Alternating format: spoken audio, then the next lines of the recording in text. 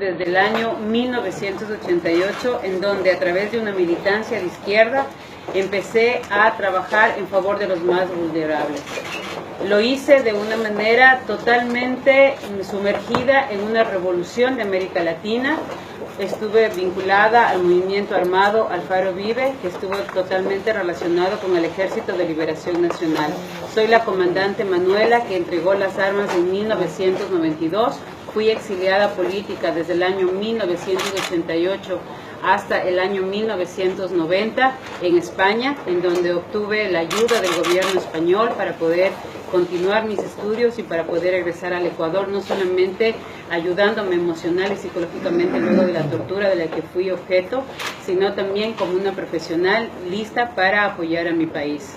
En el año 1990 regreso al Ecuador como asesora del ministro de Educación, y inmersa en el proceso de educación empezamos una gran campaña para ir generando a nivel educativo y a nivel de salud una gran revolución de izquierda. Empezamos a meternos en el ámbito educativo, en el ámbito cultural y en el ámbito político, liderando diferentes procesos entre los cuales estaba fundamentalmente destinado a generar una discriminación hacia el varón, una empoderamiento de la mujer, pero también una salida de la iglesia dentro de los procesos, tanto sociales como educativos.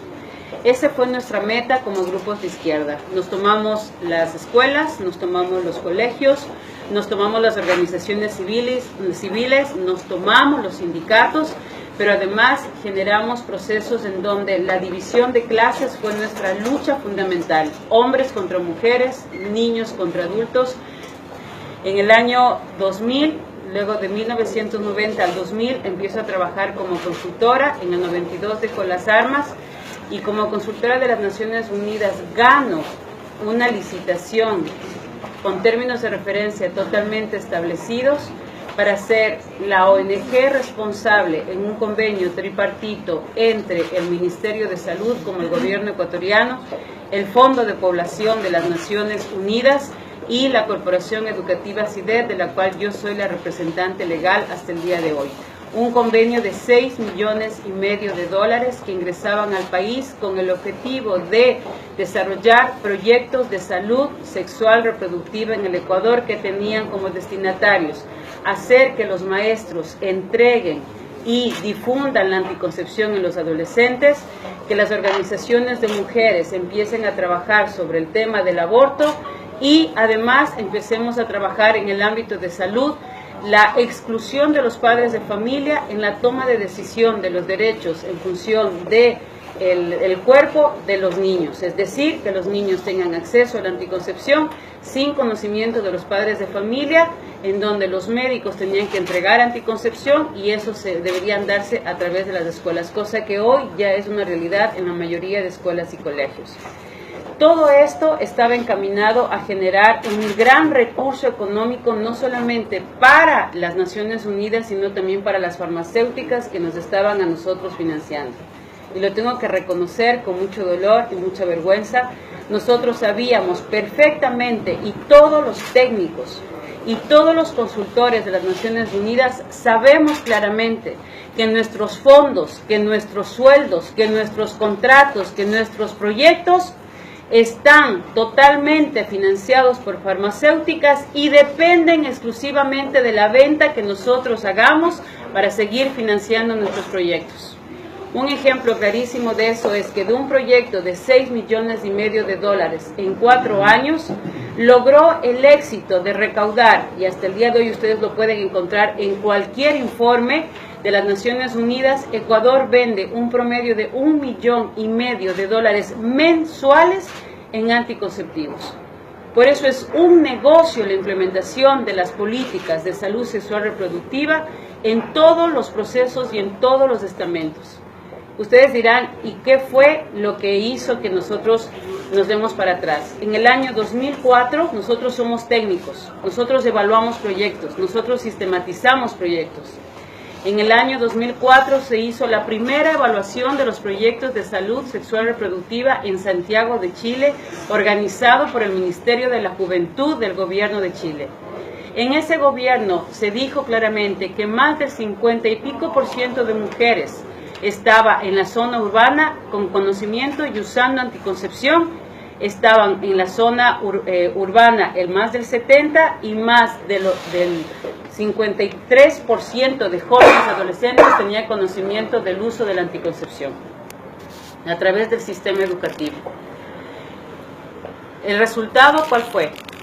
Que antes de aplicar el proyecto, y ustedes pueden pedir el informe y les sugiero que ustedes como senadores lo hagan porque tienen toda la potestad de hacerlo, pidan el informe de antes del año 2000, cuál era la realidad de salud sexual y reproductiva de los jóvenes en Argentina y después del 2015, cuál es el resultado. Yo se los voy a adelantar.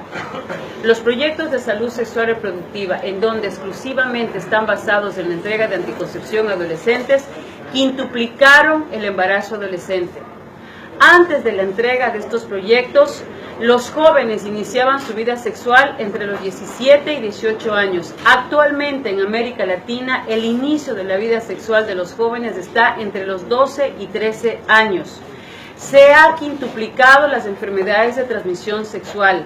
Antes teníamos un promedio de 5 enfermedades de transmisión sexual. Son informes de las Naciones Unidas. Antes teníamos 5 enfermedades de transmisión sexual en América Latina. Hoy existe un promedio de 30 tipos de enfermedad de transmisión sexual. Antes teníamos enfermedad de transmisión sexual exclusivamente a nivel genital. Hoy las enfermedades de transmisión sexual han mutado a nivel oral, a nivel anal y a nivel genital. ¿Por qué? Por el tipo de relaciones sexuales que estamos impulsando a los jóvenes a tener, en donde el cuerpo es un objeto. Al haberse quintuplicado el embarazo adolescente, viene la siguiente parte, que es: yo ya no quería tener un bebé, entonces tengo que verme abocada a ver una alternativa frente a eso, y empieza automáticamente la campaña de aborto seguro. ¿Cuál es el beneficio de esta campaña? Se los voy a decir.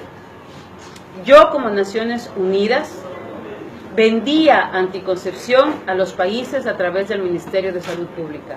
Traemos preservativos a 10 y 12 centavos de las farmacéuticas de la India y la vendemos en nuestros países en América Latina a un promedio de 25 y 30 centavos. Traemos pastillas abortivas y ustedes pueden revisar las páginas web de Aborto Seguro y de las comadres, que son quienes difunden el aborto químico aquí. Lo venden a través de internet, lo difunden en todos los canales, inclusive a nivel telefónico, y ellas entregan aborto químico que traen de la India a $4 el paquete de pastillas, y acá ustedes lo van a encontrar a $12 y $14. Si ustedes entran a la página Aborto Seguro, las comadres en Argentina, ellas les indican a las jóvenes inclusive cómo abortar.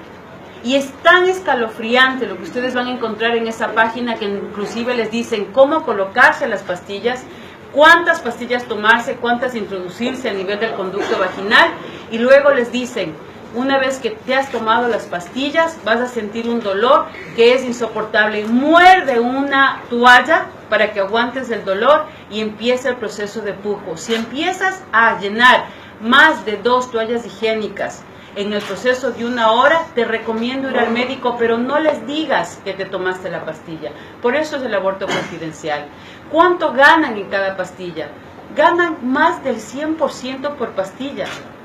Entonces, ese paquete que están en este momento vendiendo de manera clandestina, lo van a pasar a vender de manera legal. Es un negocio al 100%. Yo te vendo la anticoncepción, te legalizo el proyecto, difundo a través del Ministerio de Educación. Los maestros son los únicos distribuidores de farmacéutica que no ganan 1 centavo de los productos que distribuyen. Entonces, como yo ya te vendí la idea de que el embarazo es un problema, de que el embarazo es una situación difícil, yo automáticamente te vendo la idea del aborto seguro. Capacito a los médicos. ¿Saben quiénes capacitan los médicos para realizar aborto seguro en América Latina? El Fondo de Población de las Naciones Unidas. ¿Saben quiénes van a recibir capacitaciones sobre cómo manejar leyes en el aborto seguro?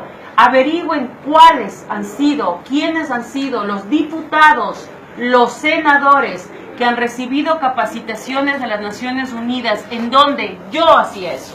Les entregábamos la ley, el proyecto de ley, a los diputados, a los senadores que nos interesaban